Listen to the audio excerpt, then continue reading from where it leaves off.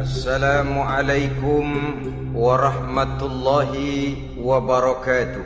Waalaikumsalam warahmatullahi wabarakatuh. Bismillahirrahmanirrahim. Alhamdulillahi rabbil alamin.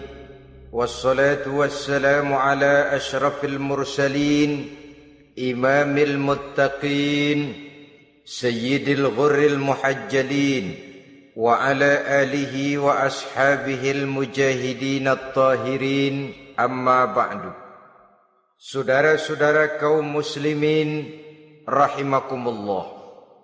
Satu hari ketika seorang ulama besar bernama Al-Imam Al-Faqih Abu Lais tengah berjalan-jalan di dekat kota Basrah, berkelumpulah sekelompok orang di dekat beliau. Mereka datang mengajukan satu pertanyaan. Imam, kami ingin bertanya. Di dalam Al-Quran itu Allah Subhanahu wa ta'ala menjelaskan, Ud'uni astajib lakum. Berdoalah kepadaku, aku akan jawab doamu. Mintalah kepadaku, aku kabulkan permintaanmu. Itu dan begitu janji Allah di dalam Al-Quran. Kami, kata orang-orang tadi, sudah lama berdoa kepada Allah.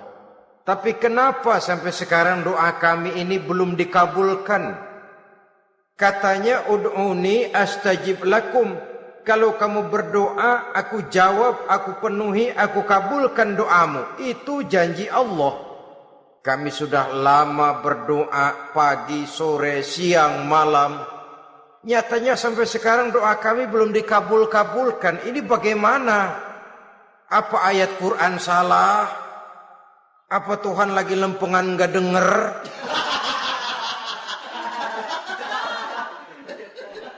Apa doa kami yang terbalik? Kelihatannya sepele saja ini. Doa tidak didengar oleh Allah. Permohonan tidak dijawab, tidak dikabulkan oleh Allah. Tapi sebenarnya kalau kita mau merenung, kemalangan apa yang paling besar dalam kehidupan ini? Selain daripada kalau permohonan dan doa kita sudah tidak dihiraukan oleh Allah. Artinya hidup sudah tidak diopeni oleh Allah. Jangankan Allah, saudara-saudara, kita nggak diopeni sama mertua saja bingung. Ini mertua diem aja, kalau saya salah apa salahnya, kalau ada yang dikepengenin apa kepengenannya, boyak ngomong kenapa diem begitu. Ini tidak diopeni oleh Allah. Kemalangan apa yang lebih malang selain daripada kalau doa tidak didengar oleh Allah? Itu sudah kemalangan yang paling malang, lebih malang dari kota Malang saya kira.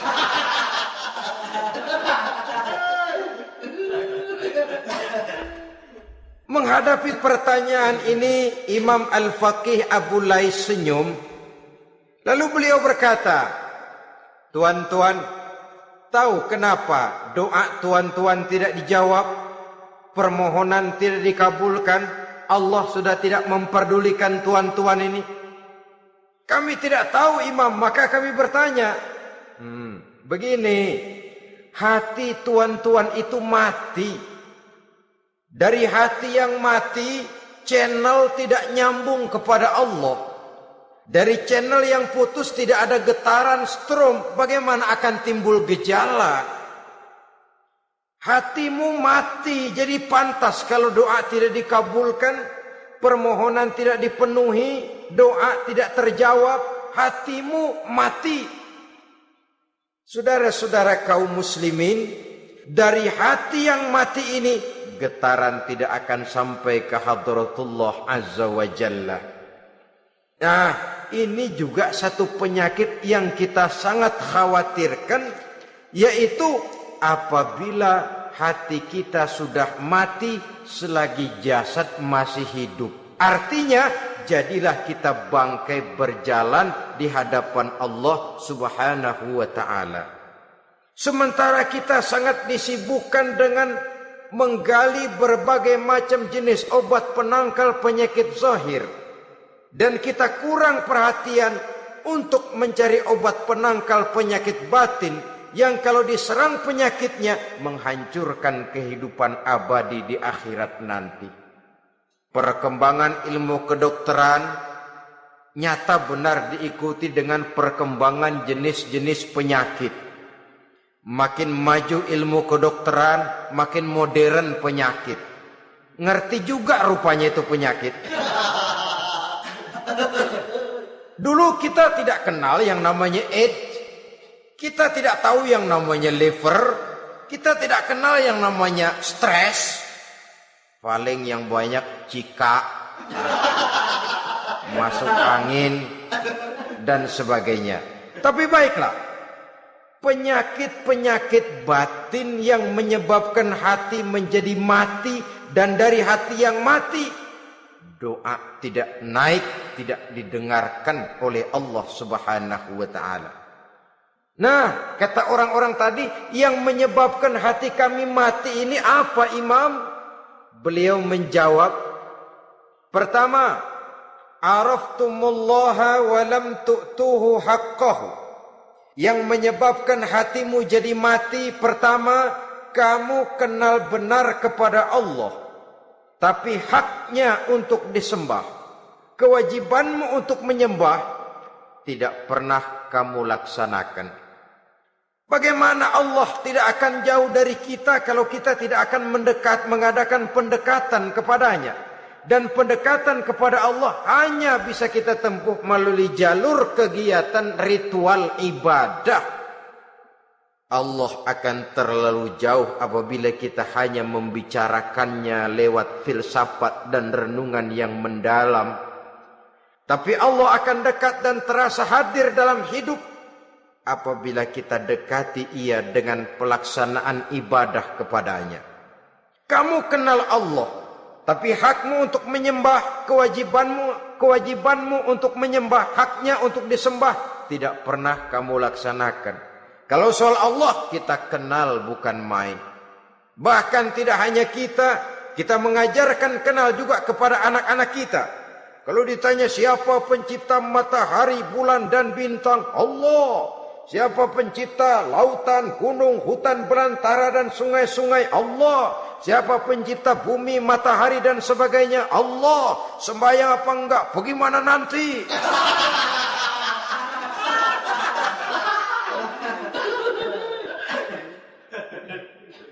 Tanpa pendekatan, Allah akan jauh. Apabila Allah jauh, maka doa tidak akan didengarkan olehnya. Oleh sebab itu, logika mengajarkan kepada kita, berpayahlah dulu, wa mal ladzatu illa ba'da ta'ab, inna ma'al usri yusra. Di balik kesulitan menunggu kemudahan. Nikmat baru akan terasa, kelezatan hidup baru akan terasa setelah kita jerih payah banting tulang peras keringat. Rasanya memang lebih nikmat sepotong singkong hasil cucuran keringat sendiri ketimbang roti dijejelin orang. Ini berarti kita ingin mohon pertolongan kepada Allah, sementara dengan Allah sendiri kita jauh. Sama saja dalam kehidupan kita analoginya, saudara-saudara. Orang tidak kenal kepada saudara, tahu-tahu jauh dari saudara, tahu-tahu datang mau minjem duit. Apa kesan saudara? Enak aja, kenal enggak, dekat enggak, datang-datang mau minjem duit. Emang duit percetakan bapak lu?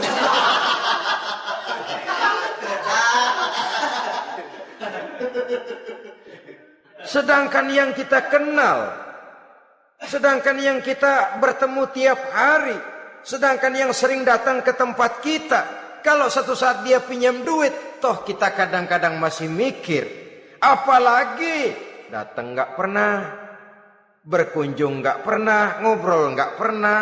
Apalagi Kenal juga enggak pernah. Datang-datang mau minta. Macam apa? Datang nemuin Tuhan setahun 2 kali. Idul Fitri, doang sama Idul Adha. Doa cerewet banget. Apa aja diminta. Saudara hadirin, bagaimana doa akan kabul, permohonan akan dijawab? Jikalau kita jauh dari Allah, kita kenal Allah, haknya untuk disembah, kewajibannya untuk menyembah, tidak pernah kita laksanakan. Itu yang menyebabkan hati kita lalu menjadi mati. Padahal mengenal Allah, setelah mengenalnya, mengadakan pendekatan kepadanya melalui ritual ibadah yang dicontohkan oleh Rasulullah sallallahu alaihi wasallam. Ini hal pertama yang menyebabkan hati jadi mati. Kamu terlalu kenal Allah tapi tidak pernah menyembah kepadanya. Sama aja orang kerja kagak, habis bulan mau minta gaji. Karena kita jitak kepalanya. Macam apa? Kerja enggak, tahu-tahu datang mau minta gaji.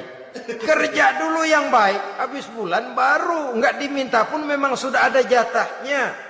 Ibadah dulu kita kepada Allah. Soal Allah memberikan karunia kepada kita, itu hak Allah. Apabila kita dekat dengannya, ibadah yang kita laksanakan benar, karunia itu akan datang kepada kita. Saudara-saudara, yang kedua yang menyebabkan hati jadi mati, qara'tumul Qur'an walam ta'malu bih. Kamu baca Al-Qur'an tapi ajarannya tidak pernah kamu amalkan. Kamu baca Quran tapi isinya kamu injak-injak. Sehingga ada peringatan dari Rasul sallallahu alaihi wasallam. Beliau bersabda, "Iza azzamat ummatid dunya wa fi riwayatin dinaron wa dirhaman nuzi'at minha haibatul Islam. Wa iza turikatil amru bil ma'rufi wan nahyu 'anil munkari hurimat 'alaihim barakatul wahyi. Wa iza tasabat ummati saqatat min ainillah." 3 peringatan keras tapi yang merupakan gejala penyakit kita umat Islam diperingatkan oleh Nabi kita. Pertama, iza azzamat ummatid dunya. Apabila umatku telah terlalu mengagung-agungkan dunia. Apabila umatku telah jatuh menjadi umat yang materialistis. Segalanya diukur dari sudut keduniaan saja. Nuzi'at minha haibatul Islam. Maka akan dicabutlah dari mereka kehebatan agama Islam. Hilang kehebatan Islam apabila kita jatuh menjadi umat pengagung dunia, penyembah materi. Nilai kita, keberadaan kita tidak dihargai orang lain. Orang memandang kita remeh saja. Orang Islam gak ada apa-apanya, bayar aja. Bisa dibeli, bisa diatur, bisa dikerjain, garap saja. Nuzi'at minha haibatul Islam, hilang dari mereka kehebatan Islam ini. Kenapa? Mereka telah mengagungkan dunia dan menjadikannya sebagai tujuan. Padahal dunia cuma alat. Materi cuma alat. Harta cuma alat. Yang kedua, wa iza turikatil amru bil ma'rufi wan nahyu 'anil munkari hurimat 'alaihim barakatul wahyi. Apabila telah ditinggalkan amar ma'ruf dan nahi munkar, maka hilanglah keberkahan wahyu. Ini yang ada hubungannya dengan masalah kita. Kita baca Quran, kita tidak amalkan isinya. Bagaimana hati tidak jadi mati? Amar ma'ruf dan nahi munkar ditinggalkan orang, hilang keberkahan wahyu. Pada saat itu boleh jadi Quran ada, tapi cuma tinggal tulisan saja. Islam ada, cuma tinggal sekedar nama saja. Diseminarkan, disimposiumkan, dimuktamarkan, tapi tidak dijabarkan dalam kehidupan sehari-hari. Apabila amar ma'ruf dan nahi munkar telah ditinggalkan orang, hilang keberkahan Quran. Akibatnya apa? Apabila amar ma'ruf tidak lagi digalakkan orang, nahi munkar tidak dilaksanakan orang, lalu orang menilai sesuatu menurut seleranya sendiri. Mana yang ma'ruf, mana yang munkar, tidak ada lagi patokan utama. Kalau baik kata otaknya, dia kerjakan. Tidak baik menurut otaknya, dia tinggalkan. Agamanya adalah otak, berhalanya adalah akal. Akhirnya umat kehilangan pedoman. Tidak lagi jelas mana batas yang ma'ruf, mana batas yang munkar. Dalam kondisi sedemikian, akhirnya akan terjadi penjungkiran nilai. Paling celaka nantinya, yang ma'ruf malah dianggap munkar, yang munkar malah menjadi ma'ruf. Peringatan ketiga dari Nabi, wa iza tasabat ummati saqatat min ainillah. Apabila umatku sudah saling berbantahan, apabila umatku sudah saling caci memaki, saqatat min ainillah, jatuhlah mereka dalam pandangan Allah Subhanahu wa taala. Hilang wibawa umat yang sudah saling mencaci maki, saling menjatuhkan, saling gasak, gesek, gosok. Justru agama menganjurkan kita ini saling asah, asih, asuh. Kadang yang kita praktekkan kita ini saling gasak. Yang kedua, saling gesek. Yang ketiga, saling gosok. Gasak, gesek, gosok. Kacau kita ini. Saling gasak, menjegal kawan seiring, menggunting dalam lipatan. Saling gosok, fitnah sana, fitnah sini. Saling gesek, sikut kiri, sikut kanan. Tidak peduli orang lain luka dan sebagainya. Yang penting dia bisa nangkring. Jatuh kita dalam pandangan Allah apabila umat sudah saling mencaci maki. Maka kita kembali kepada persoalan, hal kedua yang menyebabkan hati jadi mati, qara'tumul Qur'an walam ta'malu bih. Kita baca Al-Quran tapi ajarannya nyaris tidak kita amalkan di dalam kehidupan kita. Akibatnya hati lalu jadi mati. Itu yang kedua. Yang ketiga yang menyebabkan hati jadi mati dan doa tidak terjawab, idda'aitum annakum min ummati Muhammadin sallallahu alaihi wasallam wa lam ta'malu bi sunnatihi. Kamu mengaku, kamu memproklamirkan diri sebagai umatnya Nabi Muhammad, tapi sunnahnya tidak pernah kamu amalkan.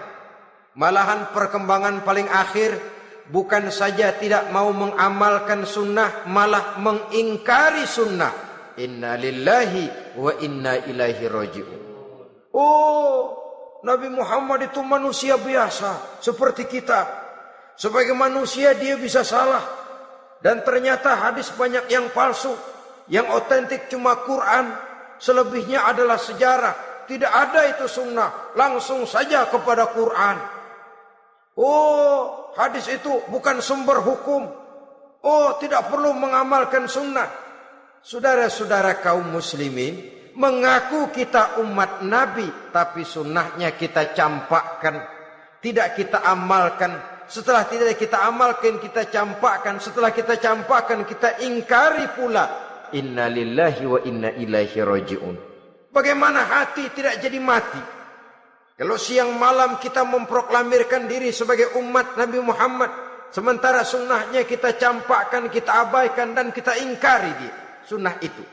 Padahal jikalau sekarang kita mengenal Islam, jikalau kita sekarang ngerti halal haram, tahu hak batil, bisa memilah dan memilih antara yang ma'ruf dengan yang munkar, itu utamanya adalah karena jasa Nabi Muhammad SAW. Yang dari generasi ke generasi dilanjutkan oleh para sahabat, oleh tabi'in, oleh tabi'it tabi'in, terus oleh para ulama-ulama sampai kepada kita sekarang ini. Walaupun beliau hanya berfungsi sebagai penyampai, tapi kepribadiannya dijadikan model oleh Allah Subhanahu wa taala di dalam kita melaksanakan kehidupan beragama. Bahwa beliau manusia seperti kita, memang dalam arti unsur biologisnya ya manusia, punya darah, punya daging, punya hati, punya perasaan, bisa sedih, bisa gembira, tetapi beliau itu termasuk basyarun la kal basyar, manusia yang tidak seperti manusia pada umumnya, punya spesifik. Dan itu wajar sebagai seorang Rasul pilihan Allah, apalagi merupakan Rasul pilihan dari sekian puluh pilihan.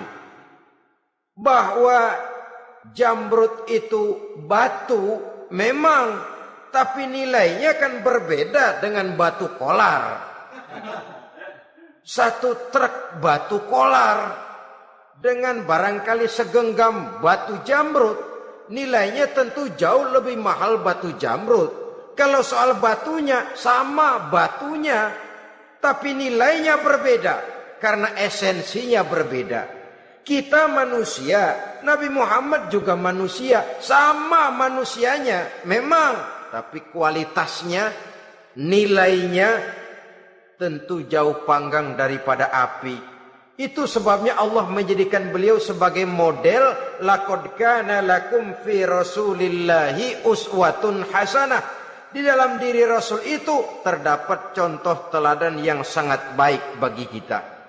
Oleh karenanya pada pertemuan kali ini, apabila kita konsekuen mengaku umat Nabi Muhammad, marilah konsekuen juga menegakkan sunnahnya. Yang keempat, yang menyebabkan hati jadi mati dan doa tidak terjawab, akaltum ni'mata rabbikum walam tashkurulah. Tiap hari kamu makan nikmat Tuhanmu, tapi kamu tidak pernah mau bersyukur kepadanya, kepada Allah Subhanahu wa taala. Nikmat Tuhan kita doyan banget, tidak pernah sehari dan sesaat pun terlepas diri dan hidup ini dari nikmat-nikmat yang diberikan Allah. Sejak kita bangun tidur sampai tidur kembali, bahkan tidur itu sendiri, di pasar, di sawah, di kantor, dimanapun kita berada, gak pernah nikmat Allah berhenti. Hidup kita dalam alam diberikan segala fasilitas untuk menunjang kehidupan. Gak pernah Allah pasang pajak matahari, gak pernah Allah pasang pajak gas udara. Nikmat-nikmat yang banyak itu tiap hari kita kecap, tiap hari kita nikmati. Tapi kita tidak pandai bersyukur. Padahal Allah memberikan peringatan keras dalam hadis qudsinya. Man lam yashkur ala na'mai wa lam yasbir ala balai falyakhruj min tahti samai wal yatlub rabban siwaya. Siapa yang tidak mau bersyukur terhadap nikmat yang aku berikan kepadanya dan tidak mau bersabar terhadap ujian yang aku berikan kepadanya, silahkan keluar saja dari kolong langit ini dan cari Tuhan selain aku. Diusir oleh Allah. Kalau orang tidak mau bersyukur terhadap nikmat yang aku berikan dan tidak mau bersabar terhadap ujian yang aku timpakan, keluar dari kolong langitku, keluar, cari Tuhan selain aku. Diusir, lah yang ngusir Allah. Anak sekarang bilang mau ke Menong.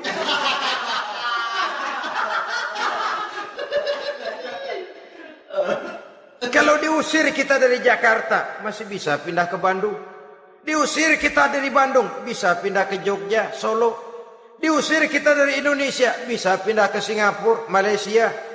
Diusir dari kolong langit, mau cari langit mana lagi? Kalau kau tidak mau mensyukuri nikmatku, tidak sabar terhadap ujian yang aku berikan kepadamu, keluar saja, keluar dari kolong langitku ini, cari Tuhan selain aku. Kalau istilah kita mah Tuhan, jengkel banget udah itu. Nikmatku, nikmat yang aku berikan kau makan, tapi kepadaku engkau tidak pernah mau bersyukur. Saudara-saudara kaum muslimin rahimakumullah, wajar. Kita dulunya tidak ada, sekarang ada nikmat. Susunan biologis manusiawi kita demikian cantik, nikmat. Tinggal di bumi, fasilitas yang kita perlukan disediakan, tinggal kemampuan kita mengelolanya. Nikmat. Diberikan kita otak yang membedakan kita dengan binatang, nikmat. Diberikan kita agama, diutus para rasul untuk jadi model dalam kehidupan kita, nikmat. Kalau cara kita emang kurang apa sih? Apa yang kurang, hai manusia? Engkau tidak ada, aku adakan. Kalau aku perintahkan kau tinggal di bulan, mungkin kau tidak akan sanggup hidup. Begitu lahir juga kelepek-kelepek habis. Ya nggak ada HO2 toh di bulan, mau ngisap apa? Aku tinggalkan kau, aku perintahkan tinggal di permukaan bumi. Alamnya indah, fasilitas serba menunjang. Nikmati semuanya, semuanya untuk kamu, semuanya. Satu pintaku, syukuri nikmat yang aku berikan kepadamu. Ya bukan cuma syukur dalam ucapan, syukur dalam perbuatan. Banyak nikmat yang diterima, makin banyak dia sujud, makin banyak dia ruku, makin banyak dia mengadakan pendekatan kepada Allah. Syukur dalam artian berupa tindakan dan perbuatan, mempergunakan nikmat sesuai dengan kehendak yang memberikan nikmat itu sendiri kepada kita. Saudara-saudara kaum muslimin rahimakumullah. Ini penyakit yang keempat. Kamu makan nikmat Tuhanmu, tapi kamu tidak pernah pandai bersyukur kepadanya. Mensyukuri nikmat yang diberikan tadi. Bagaimana hati tidak jadi mati? Kita sibuk mempersolek jasmani, mencari obat penangkal penyakit zahir. Maka yang ramai di zaman sekarang, saudara lihat, salon, fitness, senam, macam-macam jenis. Tidak ada salahnya dan tidak ada jeleknya. Tapi kalau itu sampai melupakan kita kepada memperindah batin, memperbaiki jiwa, artinya bukankah kita perlahan tapi mempersiapkan diri menjadi bangkai berjalan di hadapan Allah. Dengan operasi plastik, yang pesek jadi mancung, yang sipit jadi belok, kulit keriput jadi kencang, pipi terlalu cekung bisa diatur. Saudara-saudara, tapi kalau hati yang rusak, jiwa yang rusak, kemana lagi kita akan berobat kalau bukan kepada agama? Maka hati itu jadi mati apabila kita selalu memakan nikmat Allah dan tidak pandai mensyukuri nikmat itu. Dari hati yang mati tidak akan ada getarannya. Oleh sebab itu doa tidak terjawab. Selanjutnya yang menyebabkan doa tak terjawab dari sebab matinya hati, qultum annal mauta haqqun wa lam tasta'iddu lahu. Kamu berkata, kamu yakin bahwa mati adalah sesuatu yang benar, tapi kamu tidak pernah punya persiapan untuk mati. Padahal menurut logika, orang yang akan bepergian jauh tentu dia harus mempunyai bekal yang cukup. Semakin jauh jarak perjalanan yang akan ditempuhnya, semakin banyak perbekalan yang harus dibawanya. Dahulu, seketika beberapa jamaah dari Yaman akan melaksanakan ibadah haji dengan nekat, mereka berprinsip, pokoknya kan berangkat haji jadi tamunya Allah, nanti Allah yang akan ngelayanin. Mereka nekat, modal badan doang berangkat. Diadukan kepada baginda Rasul, lalu turun peringatan dari Allah, wa tazawwadu fa inna khairaz zadi taqwa. Jangan begitu, bawa bekal. Sesungguhnya bekal yang paling baik adalah takwa. Bahwa berangkat dengan bekal takwa itu bekal yang paling utama. Tapi bekal-bekal yang lain pun jangan diabaikan. Kalau kita akan berangkat untuk tujuan yang baik, bekal yang paling utama memang takwa. Tapi tidak berarti harus mengabaikan bekal-bekal yang lain. Begitulah, semakin jauh perjalanan yang akan kita tempuh, semakin banyak bekal yang harus kita hadapi. Kalau saudara mau pergi ke Surabaya, tidak membawa bekal kemudian berani berangkat, rasanya sih saya pikir itu bukan berani, nekat namanya. Sama saja orang belum pernah sembahyang mati. Nekat tuh orang. Berani amat. Belum berbuat kebaikan barang sedikit pun sudah mati. Nekat namanya itu. Sama saja tadi, nggak bawa bekal apa-apa berangkat ke Surabaya. Sampai Surabaya belum tentu, sengsara udah jelas. Belum punya bekal yang baik sudah mati. Sampai ke surga belum tentu, tapi kebelangsak dan sengsara rasa-rasanya pasti itu. Oleh karena itu, kalau kita yakin mati sesuatu yang benar, sesuatu yang pasti datang menimpa, maka hendaklah kita mempersiapkan bekal. Kemudian, idda'aitumun najata minan nar wa ramaitum fiha anfusakum. Kamu memproklamirkan diri ingin selamat dari neraka, tapi kamu lemparkan dirimu ke dalam neraka. Bagaimanapun bajingannya bajingan, kalau ditanya, ente mau masuk neraka enggak? Jawabannya pasti enggak. Itu pasti perbuatannya sendiri yang melemparkan dirinya ke dalam neraka. Membiarkan dirinya berlarut-larut, bertimbun-timbun dalam dosa dan kesalahan. Dan tidak akan ada niatan untuk memperbaiki diri. Hanyut di meja judi, habis ditelan minuman keras, fitnah sana, fitnah sini, hasud sana, hasud sini. Padahal mulutnya ingin selamat dari neraka, perbuatannya malah melemparkan dirinya ke dalam api neraka.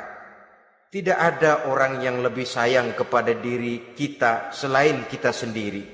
Dan menyayangi diri itu tidak cuma dengan memandikannya sehari 3 kali, memakaikannya parfum dengan segala macam merek, memakai sabun yang wangi-wangi, minyak yang harum-harum. Lebih daripada itu, jaga dan sayangi diri. Jangan jatuhkan dia ke dalam perbuatan-perbuatan yang bisa menjerumuskan diri itu ke dalam neraka. Kemudian disambung oleh Imam Al-Faqih Abu Lais yang menyebabkan doa tidak terjawab karena hati mati. Idda'aitum dukhulal jannah walam ta'malu laha. Kamu ingin masuk surga, tapi kamu berat mengamalkan perbuatan yang bisa menyampaikan kamu ke surga. Semua kita kalau ditanya, mau masuk surga? Mau. Tapi jarang yang berlomba melakukan perbuatan-perbuatan yang bisa menyampaikan kita ke surga. Kemudian yang terakhir kata Imam Al-Faqih Abu Lais, dafantum mautakum walam ta'tabiru laha. Kamu menguburkan orang yang mati di antara kamu, tapi kamu tidak bisa mengambil iktibar, tidak bisa mengambil pelajaran dari mayit yang jenazah yang kau kuburkan itu. Mestinya kan nguburin orang tuh membuat sadar. Iya, kalau sekarang dia saya baringkan di liang lahat menghadap ke arah kiblat, bantalnya tanah, setelah itu ditutup dengan papan, lalu ditimbun dengan tanah. Iya, sekarang giliran dia, giliran saya, entah besok, lusa, bulan depan, tahun depan, tapi pasti mengubur mayat, mengubur jenazah, tapi tidak bisa mengambil iktibar dari yang dilaksanakannya itu. Ini merupakan penyakit-penyakit batin yang merupakan handicap, yang menimbulkan jarak antara kita dengan Allah Subhanahu wa ta'ala. Pantas kalau itu semua ada pada diri kita, hati jadi mati. Dari hati yang mati, doa tidak akan tembus. Kita tidak lagi akan diperdulikan oleh Allah Subhanahu wa ta'ala. Dan itu sekali lagi kemalangan yang terbesar dalam kehidupan kita. Bagaimana jalan keluarnya? Pertama, memperbaiki batin kita, menyelamatkan diri daripada penyakit-penyakit yang bisa mematikan hati seperti yang sudah saya sebutkan tadi. Yang kedua, berdoa dengan adab.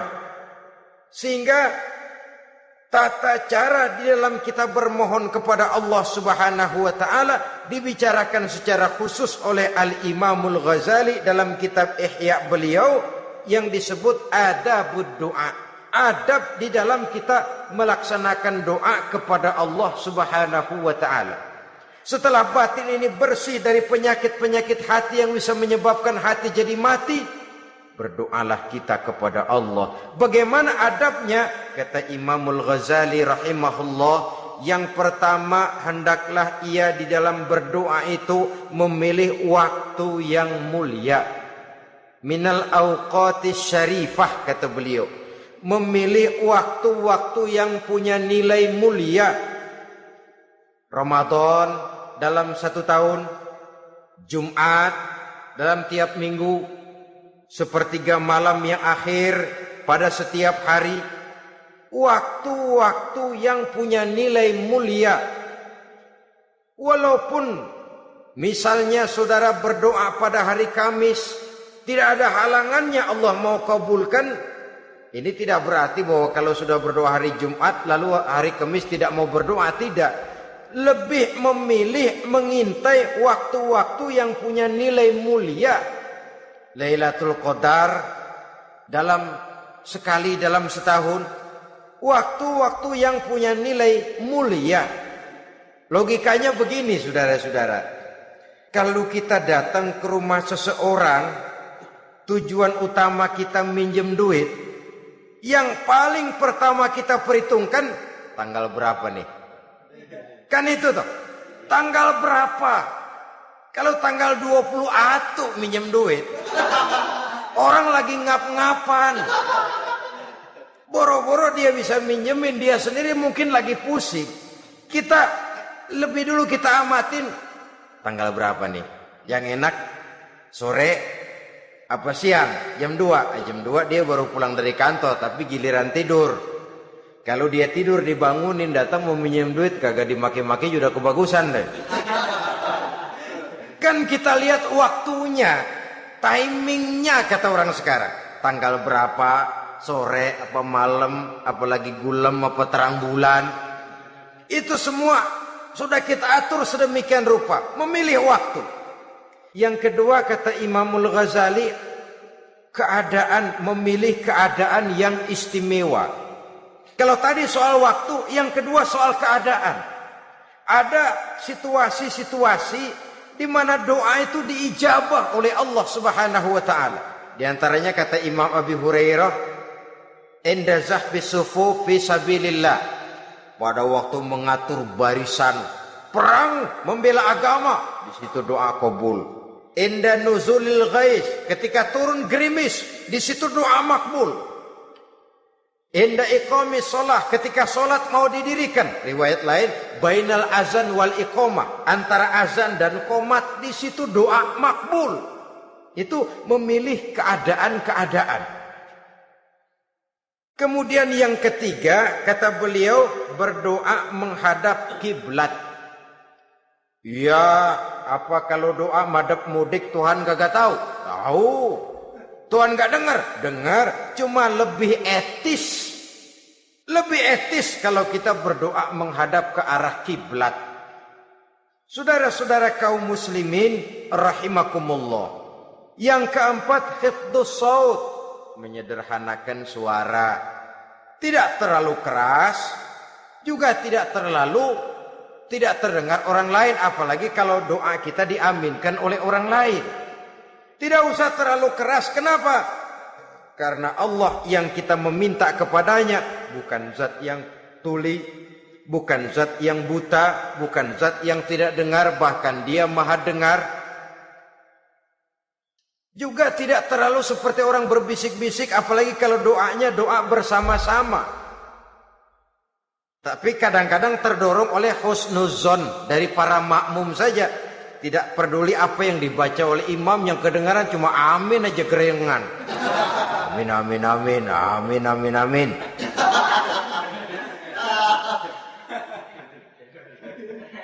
Juga tidak terlalu keras. Seperti orang berdoa, seperti orang pidato. Saudara-saudara kaum muslimin rahimakumullah. Yang kelima, alla yatakallafa saja' fid du'a. Dalam berdoa, kalau istilah kita, jangan nyelongcong. Saja' suja' ini menunjukkan sikap berani kepada Allah. Misalnya ada orang berdoa, ya Allah ampunilah saya kalau engkau mau. Kalau Allah mau. Kasihanilah saya ya Allah kalau engkau mau. Itu doa orang songong. Atau sama saja, ya Allah berilah saya rezeki dikit aja. Emang kenapa pakai begitu? Allah yatakallafa saja' fid du'a. Yang keenam kata Imamul Ghazali, at-tadarru' wal khusyu'.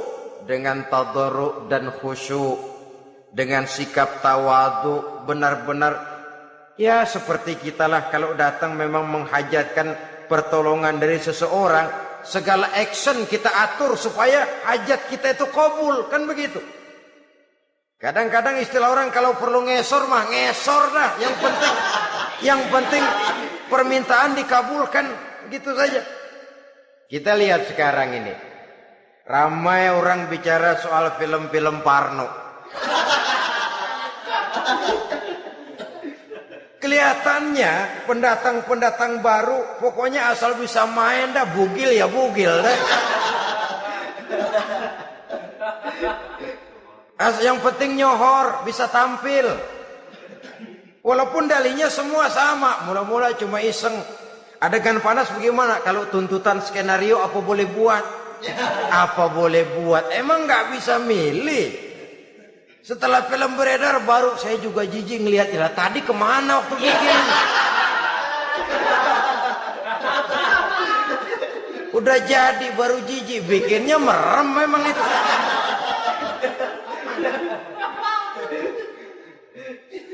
Tapi ada satu analogi, asal bisa main, asal bisa tampil di layar, apa saja jadi taruhan sudah. Bugil ya bugil dah, nggak soal dah. Pokoknya bisa main, tampil, nyohor, masuk koran. Udah seperti kata-kata orang Arab, bul ala zamzam fatu'raf. Kalau pengen terkenal kencingin sumur Zamzam.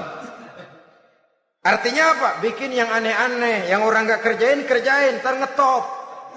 Yang ngetop lempengan jeleknya. Sumur Zamzam dikencingin, kan nyohor itu. Sedunia orang kenal. Kenapa? Gila. Saudara-saudara kaum muslimin rahimakumullah, sangat kita sayangkan kalau lalu orang berlomba-lomba dengan cuma modal paha mulus, wajah cantik, dimauin apa saja mau lalu bisa tampil.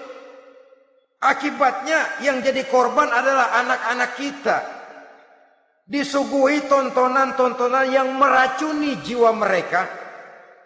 Walaupun akibatnya barangkali ya lain, seperti band orkes dengan film memang akibatnya tidak langsung ya. Kalau band orkes akibatnya langsung, dia bisa berantem di tempat lokasi. Film orang nonton tahu dia di tempat itu, bukan di tempat itu dia praktek, pulang jadi pikiran dia. Tadi serem ya, ntar kalau udah kesempatan kita praktek. Ntar ngancemnya itu yang gak enak. Tapi yang saya analogkan dengan persoalan kita, tingkah pola artis apapun dilakukan asal bisa main. Nah itu tuh, asal dapat kesempatan acting. Dalihnya ya tuntutan skenario lah, iseng lah, macem-macem lah. Tapi yang jelas satu target, saya harus dapat kesempatan main. Untuk sampai ke situ cara apa saja harus saya tempuh. Tidak peduli harus menginjak-injak norma dan budaya bangsa yang luhur. Tidak peduli harus bertentangan dengan kaidah agama. Tidak peduli hasilnya meracuni umat masyarakat, terutama generasi muda. Yang penting kan ngetop. Saudara-saudara, baiklah ya, itu soal lain. Tapi soal kita ialah at-tadarru wal khusyu'. Bermohon kepada Allah dengan tadarru', khusyuk dan tawadu. Seperti kalau kita mau bermohon kepada seseorang, kita merendahkan diri. Pak, saya memang orang gak mampu pak. Utang saya udah selebar kampung pak. Anak udah 16 seperempat. Apa saja kita meratap, menghibah, mengeluh, merintih. Ujungnya kan, yang penting gue minjem duit dapat dah. Gitu. Apa kayak diomongin, pokoknya pulang bawa duit, itu saja. Itu strategi manusiawi. Kalau ini kita adakan konteks, oh iya, kepada Allah lebih lagi kita tadarruk, khusyuk, tawadhu. Doa dengan tawadhu, sebab kita akan bermohon kepada yang serba maha. Menghadap ke arah kiblat, duduk bertafakur dengan khusyuk, tawadhu. Jangan doa sembari tolak pinggang.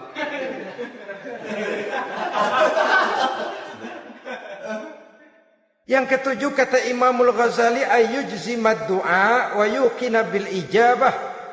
Hendaknya dia menjazamkan doanya itu dan yakin bahwa doanya akan dikabulkan oleh Allah. Sebab kata Nabi, innallaha la yaqbalu du'aan min qalbin ghafilin lahin. Allah Subhanahu wa taala tidak akan menerima doa dari hati yang lalai dan main-main. Doa ke orang ugah-ugahan.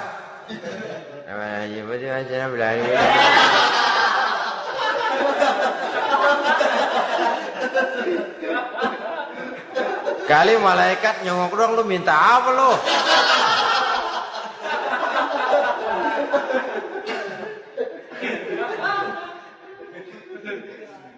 Seperti tadi itu, kita datang mau minjem duit sama orang, ngomongnya ogah-ogahan. Minjem duit dikasih syukur enggak, ya udah. Ya enggak dah, enggak dikasih sudah. Kenapa? Mintanya begitu. Enggak serius dan enggak yakin bahwa doanya akan dikabulkan. Kalau kita sudah punya keyakinan, jangan-jangan doa saya enggak diterima Allah. Enggak. Kata Allah, ana inda zanni abdi bi. Aku sih bagaimana menurut sangka hambaku kepadaku saja. Kalau sangkanya baik, aku baik. Kalau sangkanya doanya dikabulkan, aku kabulkan. So itu doa harus dengan pasti dan harus dengan yakin doa itu akan dikabulkan dan meluruskan harapan, membenarkan cita-cita, meluruskan maksud apabila doa itu dikabulkan oleh Allah Subhanahu wa taala. Saudara-saudara, oleh karenanya jangan doa setengah hati. Jangan berdoa sambil main-main. Apalagi menghadap kiblat dengan dua tangan terangkat sebagaimana dicontohkan oleh Rasulullah sallallahu alaihi wasallam. Bahwa berdoa tanpa mengangkat kedua tangan pun Allah tahu. Allah dengar. Tapi kelihatannya kurang serius. Seolah-olah terserah ada Tuhan, mau dikasih ya kasih, enggak ya udah. Seolah-olah kita tidak serius dalam berdoa. Kemudian yang berikutnya kata Imamul Ghazali, ayyaftataha du'a bi dzikrillah fala yabda'u bi su'al. Hendaknya dia mulai berdoa itu dengan menyebut nama Allah, berzikir kepada Allah, fala yabda'u bi su'al, jangan langsung memulai dengan permintaan. Ini tata krama etisnya. Sama juga orang kirim surat, salam sejahtera kami haturkan, padahal mah nggak ada itu juga nggak apa-apa. Itu kan maksud mukaddimah saja. Besar harapan kami semoga Bapak dan keluarga di sini pun berada dalam keadaan sehat walafiat. Selanjutnya kami telah dengar dari berbagai teman tentang kedermawanan Bapak, tentang bantuan Bapak di berbagai bidang yang menyangkut sosial pendidikan. Sehubungan dengan itu maka kami bermaksud mengajukan permohonan. Baru masuk itu mah 15 kalimat kesonoin, urusan lain. Intinya sehubungan dengan itu kami bermaksud memohon kepada Bapak. Kita mulai, salam sejahtera kami haturkan, bersama ini pula kami, macam-macam lah. Sama juga seperti tadi itu, kita datang mau minjem duit, datang karena kita tahu datang habis bulan, malam terang bulan, udaranya sejuk, ngobrol lah kita, dapet teh, apa kabar Pak? Baik. Aduh Bapak sih, untung dah Pak, kayak pemurah lagi. Saya tahu Bapak banyak nyumbang di mana-mana, Diangon aja tuh orang diangon.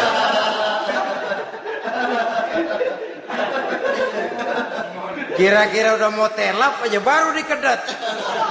Ngomong-ngomong Pak, nah mulai nih kalau udah ngomong dah tuh mulai. Baru masuk. Jadi etisnya berdoa itu dimulai dengan zikrullah. Karena itu umumnya dimulai dengan Alhamdulillahi Rabbil Alamin. Kita puji dulu Allah. Alhamdulillahi Rabbil Alamin. Hamdan yuwafi ni'amahu wa yukafi'u mazidah. Kita puji dulu Allah. Seperti orang tadilah. Kita puji dulu kebaikannya. Walaupun pada akhirnya kita minjem duitnya. Sebenarnya Allah nggak perlu dipuji toh. Dipuji atau tidak Allah tetap termulia. Ini etis manusia. Allah tidak berharap untuk dipuji oleh manusia. Allah tidak untung seluruh alam memujinya. Manusia mau memuji atau tidak itu urusan manusia sendiri. Allah tidak minta untuk dipuji. Allah juga tidak gila kepada pujian. Kalau kita memulai doa dengan pujian, etis kita kepada Allah Subhanahu wa taala di dalam kita bermohon kepadanya. Saudara-saudara kaum muslimin rahimakumullah. Kemudian menyesuaikan doa dengan kondisi. Ini termasuk syarat batin ya, taubat, waraddul mazalim kata Imam Ghazali, menolak segala macam kezoliman. Artinya kalau berdoa tuh tahu diri. Kalau gaji kita sebulan 700 atau 800 900 ribu, berdoa minta rezeki 1 juta, itu tahu diri namanya. Kan cuman kurang 100 ribu. Ya, kalau kerja kagak minta gajian 1 juta. Pengen doa dikabulkan, rasanya secara etis nggak tahu diri orang berdoa seperti itu. Orang datang mau minta duit, mau pinjam duit kepada kita, kan kita lihat kira-kira mampu ngembaliin nggak nih orang. Kita lihat, kita evaluasi kemungkinannya. Lalu si yang minjem tentu tahu diri. Kalau memang kekuatannya ngembaliin tidak seperti kekuatannya mulangin, hendaknya dia timbang rasa. Begitu juga kepada kita etisnya kepada Allah Subhanahu wa taala. Tahu diri, menyesuaikan doa dengan keadaan. Kalau tidak ada gap terlalu jauh panggang daripada api, nanti nasibnya bagai si pungguk merindukan bulan. Apabila adab-adab di dalam berdoa ini kita perhatikan, sejak dia dari adab yang zahir sampai kepada adab yang batin, kemudian penyakit-penyakit yang membuat hati itu jadi mati, maka insya Allah doa kita dijabah oleh Allah Subhanahu wa taala. Dalam Al-Baqarah ayat 186 Allah Subhanahu wa taala menjelaskan, wa iza sa'alaka ibadi anni fa inni qarib ujibu da'watad da'i iza da'ani falyastajibu li wal yu'minu bi la'allahum yarshudun. Apabila hambaku bertanya kepadamu Muhammad tentang aku, kata Allah, fa inni qarib, katakan kepadanya aku dekat sekali dengan mereka. Ujibu da'watad da'i iza da'ani, aku akan jawab, aku kabulkan permohonan orang-orang yang berdoa kepadaku. Falyastajibu li wal yu'minu bi, maka hendaknya mereka juga menjawab panggilanku atas dasar iman kepadaku. La'allahum yarshudun, semoga dengan ini mereka kelak mendapat petunjuk. Saudara-saudara, Al-Baqarah 186 ini dengan nyata menjelaskan kepada kita, Allah akan menjawab doa, mengabulkan permohonan apabila kita falyastajibuli wal yu'minu bi, juga menjawab panggilan Allah atas dasar beriman kepadanya. Logikanya tadi itu, araftumullaha wa lam tu'tuhu haqqahu. Kita tidak pernah mau menjawab panggilan Allah sementara kita berharap doa kita dijawab oleh Allah. Apa enggak pincang? Apa enggak berat sebelah? Panggilan Allah kita berat memenuhinya, sementara kita sangat berharap agar permohonan kita, seruan kita dikabulkan oleh Allah. Menjawab panggilan Allah atas dasar beriman kepadanya. Kenapa? Ada orang menjawab panggilan bukan berdasarkan iman, tapi karena target lain. Datang sembahyang Jumat paling dulu, target utamanya pulang juga paling dulu nyabet sendal, nyabet sepatu. Menjawabnya iya, tapi tidak karena iman. Jadi apabila kita rajin menjawab panggilan Allah atas dasar beriman kepadanya, maka seruan, permohonan, doa niscaya dikabulkan olehnya. Ini saja, mudah-mudahan ada manfaatnya. Terima kasih atas segala perhatian. Mohon maaf atas segala kekurangan. Usikum wa nafsi bitaqwallah. Wassalamualaikum warahmatullahi wabarakatuh.